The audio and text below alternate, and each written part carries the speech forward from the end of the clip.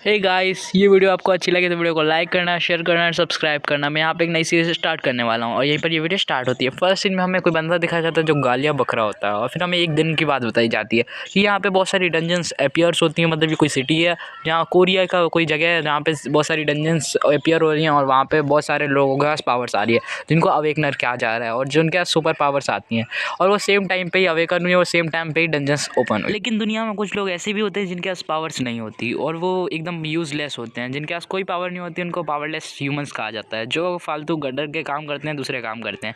जो जिस भी डंजन्स का काम क्लियर हो जाता है उधर जाके उधर की सफाई करते हैं, ऐसे कर्मचारी होते हैं वहाँ पे। जो हमारा मेन कैरेक्टर होता है वो भी ऐसी जॉब कर रहा होता है और वो भी गटर में सफाई कर रहा होता है और वो फिर है ना उधर ही चेक कर रहा होता है। पता नहीं इसको गटर है, पता नहीं क्या है, हमें भी नहीं पता। और फिर हमें दिखा जाता है उनकी ज़िंदगी एकदम बेकार होती है। जो हमारा मेन कैरेक्टर होता है फिर उसको ऊपर किसी क्रिस्टल पे नज़र पड़ती है।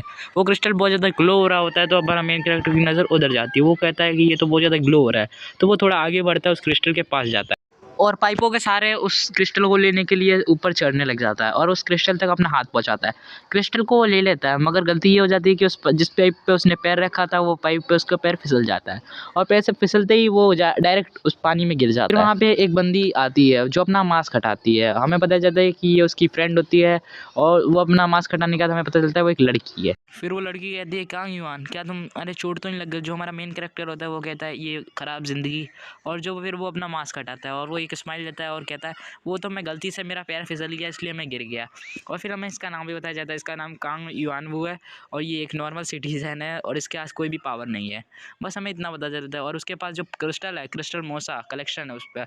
और फिर हमें दिखा जाता है जो हमारा मेन कैरेक्टर होता है वो कहीं बैठे बैठे रो रहा होता है एक टॉयलेट के अंदर। वो इसलिए रो रहा होता है जो उसके मालिक है उसने उसको $30 होते हैं, बाकी सबको कुछ ज़्यादा डॉलर मिल गए होते हैं। उसने बहुत ज़्यादा मेहनत करी मगर उसे इतने कम। वो कहता है इस पूरी दुनिया में ये इतनी ख़राब जगह है, मैं क्या बताऊँ। मतलब बिना फालतू की बकवास कर रहा होता है। फिर हमें दिखा जाता है डंजन्स के बारे में कि वो कहता है कि मेरे पास पावर्स होती तो मैं अभी डंजन में जाके फ़ाइट करता और बहुत सारे वो क्रिस्टल जमा करता। फिर वो अपने बारे में याद कर रहा था, मैं उस जगह पे ढूंढ रहा था मगर वहाँ पे मुझे जो क्रिस्टल मिला है वो बहुत ज़्यादा ठीक है। फिर हमें उस क्रिस्टल से उसको बहुत ज़्यादा एबिलिटीज़ मिल सकती हैं मगर उसे भी ये बात नहीं पता है। और फिर पता नहीं उस क्रिस्टल से ही मिलती है एबिलिटीज़, पता नहीं क्या। फिर हमारे जो कांग युआन है उसको कोई आवाज़ देता है तो कांग युआन पीछे मुड़ के देखता है, तो मतलब मैं ये सोच रहा हूँ कि टॉयलेट में था या कहीं और था। फिर वो बोलता है कि मेरे पास एक और चांस आया अपनी ज़िंदगी का, वो बता रहा होता है मैं। फिर वो बोलता है कि है ना तुम्हारे मम्मी पापा ने तुम्हारे लिए कुछ भेजा है। वो कहता है मेरे फादर, मेरा तो कोई परिवार का कोई से रिश्तेदार नहीं है, मैं तो एक अकेला हूँ और एक मतलब वो हूँ, ऑर्फन हूँ। तो फिर वो कहता है लॉयर कि है ना नहीं तुम गलत समझ रहे हो, तुम्हारे मॉम डैड ने ये भेजा है। तो वो कहता है लेकिन मेरे तो कोई मॉम डैड है ही नहीं। फिर वो उसके हाथ में एक नेकलेस थमा देता है, जो लॉयर होता है वो नेकलेस थमा देता है। जो हमारा मेन कैरेक्टर है वो उस नेकलेस को ले लेता है। वो कहता है ठीक है कुछ नहीं, किसी का भी हो मैं रख लेता हूँ। जो हमारा मेन कैरेक्टर है वो कहता है ये बहुत ज़्यादा एक्सपेंसिव है, मेरे को पता नहीं था मेरे पास इतना एक्सपेंसिव नेकलेस आ जाएगा। फिर वो उस नेकलेस को उसको बताता है, मतलब जो उसकी फ्रेंड होती है। तो फिर वो उसकी जो फ्रेंड होती है वो कहती है ये एक रिटर्न स्टोन है। वो कहता है रिटर्न स्टोन ये क्या होता है? वो फिर बोलती है रिटर्न स्टोन एक ऐसी चीज़ है जो बहुत ज़्यादा एक्सपेंसिव होती है, वो इंसान को रिटर्न कर सकती है, मतलब पिछली ज़िंदगी में ला सकती है और ये डंजन्स में बहुत ज़्यादा मिलता है। और बात करी जाए इसकी तो ये हंटर्स इस्तेमाल करते हैं, पता नहीं किस काम में, हमें ज़्यादा कुछ समझ में नहीं आया। और फिर वो उसके पास बैठ जाती है और वो उसके बारे में पता नहीं कुछ बताने लग जाती है मगर हमारा मेन कैरेक्टर उस पर ध्यान नहीं देता। वो कहता है कि ना मुझे इससे कोई दिक्कत नहीं है, मेरे को बस पहन के रखना है। और फिर हमें एक गाड़ी का सीन दिखा देता है और वो बस होती है जिसमें वो लड़की चली जाती है।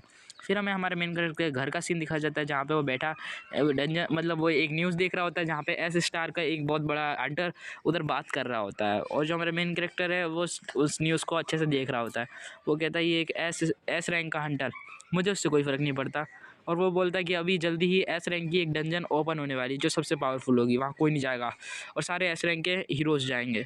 फिर हमें दिखाया जाता है वहाँ पे हीरो होता है जो मतलब बंदा होता है बड़ा सा, जो एस रैंक का मतलब बंदा लगता है और वो कहता है हाँ मैं उधर जाऊँगा और मैं खुश हूँ कि हमारे कोरिया में भी पहली बार कोई एस रैंक की डंजन ओपन हो रही है और हमारे कोरिया की सब पावर देखेंगे तो बोलेंगे कोरिया की पावर। फिर हमें पता चलता है इस बंदे का नाम, इसका नाम ली जीटे है और इसको हम ली बुलाएंगे। और जो बंदा होता है वो बहुत ज़्यादा हैंडसम होता है, उसके लिए लाखों लड़कियाँ दीवानी होती हैं।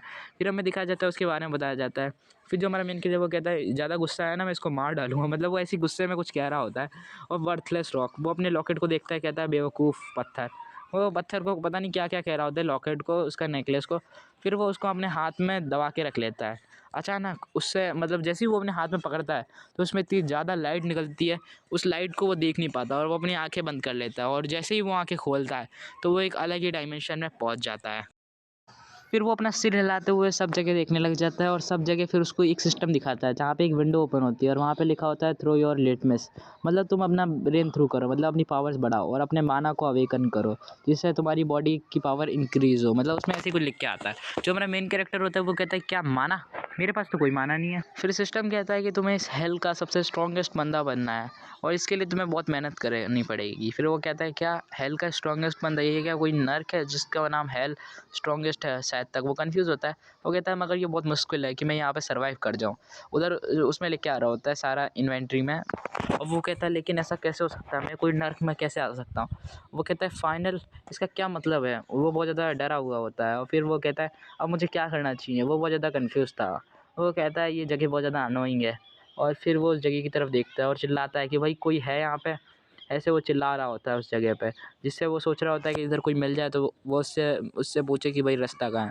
मगर उसको कोई क्रिस्टल दिखता है, उस क्रिस्टल के देख के बहुत ज़्यादा हैरान होता है क्योंकि वो एक क्रिस्टल होता है जिसको क्रिस्टल मोसा कहा जाता है, जिसकी कीमत $100 है, छोटा सा पीस उसका $100 का जाता है। तो वो बहुत ज़्यादा खुश हो जाता है, वो कहता है आज तो मेरा जैकपॉट लग गया। वो उस क्रिस्टल को पकड़ के कहता है ये तो रियल है, ये बिल्कुल भी फेक नहीं है, और उस क्रिस्टल को वो अपने हाथों में ले लेता है। वो कहता है आज तो लगता है मेरा पूरा जैकपॉट यहीं पे निकल जाएगा, और वो उसको देख के बहुत ज़्यादा खुश हो जाता है। फिर उसको अचानक से एक झटका लगता है, उस झटके में क्या होता है उसको कोई पॉइज़न लग चुका होता है, किसी ने उस पर अटैक कर दिया, पता नहीं क्या हुआ। उसके मुंह से बहुत ज़्यादा ब्लीडिंग होने लग जाती है और वो वहीं पर मरने की कगार पे आ जाता है। उधर की एयर में शायद तक बहुत ज़्यादा पॉइज़न होता है, इसलिए वो जितना ज़्यादा सांस लेगा उतना ज़्यादा पॉइज़न के अंदर जाएगा और धीरे धीरे वो मतलब मरने की कगार पे आ जाता है। उसके सिस्टम में लिख के आता है या आप धीरे धीरे इस पॉइज़न की वजह से पैरालाइज होने लग जाएंगे। जो हमारा मेन कैरेक्टर है वो धीरे धीरे ज़मीन पर लेट जाता है और धीरे धीरे पैरालाइज की हालत में आ जाता है। उधर का जितना भी मतलब स्टेमिना था, उसका जितना भी स्टेमिना वो सारा बंद हो चुका था, मतलब ख़त्म होने पे आ गया था। और उसके जितने भी एनिमीज़ के अटैक थे, मतलब उस पे लिख के आता है कि किसी एनिमी ने आप पे अटैक कर दिया है, किसी एनिमी ने अटैक कर दिया, हमें नहीं पता किसने किया। फिर वो कहता है क्या कोई एनिमी, और वो कहता है क्या मैं मरने वाला हूँ इस जगह पे, इस खंडर सी जगह मेरी मौत इतनी ख़राब हो गई, ऐसे वो मतलब बहुत ज़्यादा अजीब सी सोचें रखने वाला होता है और वो धीरे धीरे पैरालाइज़ हो जाता है। फिर वो कहता है मेरे पास तो कोई दुश्मन नहीं है, मगर ये क्यों कह रहा है सिस्टम कि मेरे पास कोई दुश्मन है। फिर वो अपने मन में सोचने लगता है कि मुझे अब क्या करना चाहिए। फिर उसमें लिख के आता है आप पहली बार मर चुके हो, इसलिए आपको फाइन डस्ट लेवल में 1 में दिया जाता है और आप 4 मिनट 32 सेकंड तक सर्वाइव किया आपने थोड़ी देर तक। और फिर जो हमारा मेन कैरेक्टर है वो वहीं पे मर जाता है और फिर हमें बताया जाता है कि है ना, वो कहता है कि फाइन डस्ट ये क्या होता है, और यहीं पर हमारे इस सीरीज़ के बारे में हमें बताया जाता है। ये बहुत ज़्यादा मस्त सीरीज़ होने वाली है, आपने जिसने भी मेरे चैनल सब्सक्राइब नहीं किया अभी जाकर सब्सक्राइब करिए। फिर वीडियो स्टार्ट हो जाती है वहीं से। फिर हमें दिखाया जाता है जो हमारा मेन कैरेक्टर वो कहता है क्या मैं वापस ज़िंदा हो गया, यही मैंने कोई सपना देखा। फिर वो देखता है कि उस तरफ वापस सामने सिस्टम होता है, वो कहता है कि आपको यहाँ पे सर्वाइव करना है और वो बहुत ज़्यादा देर तक, ये एक फर्स्ट नाइट है, आप नर्क की पहली रात सोने वाले हो। फिर हमारा मेन कैरेक्टर होता है वो बहुत भागने लग जाता है और पता नहीं वो भाग क्यों रहा होता है, और फिर वो कहता है लेकिन ऐसा कैसे हो सकता है, यहाँ पे कोई भी नहीं है। और फिर वो भाग रहा होता है, वो पता नहीं क्यों भाग रहा होता है, हमें भी इसके बारे में कोई ज़्यादा नॉलेज नहीं है। वो भाग रहा होता है, वो कहता है इधर से भागने का कोई तो रास्ता होगा, मुझे इधर भागना होगा कैसे भी करके। फिर हमें दिखा जाता है 5 मिनट बाद मर गया होता है वो, 5 मिनट 22 सेकंड तक वो सर्वाइव करता है। वो 8वीं बार मर चुका है, 8th डेथ है उसका। हमारा मेन कैरेक्टर है वो कहता है भगवान प्लीज़ मुझे बचा लो, मुझे अपनी धरती पे लौटा दो। ऐसे वो रो रहा होता है, बहुत देर से प्रे कर रहा होता है गॉड से।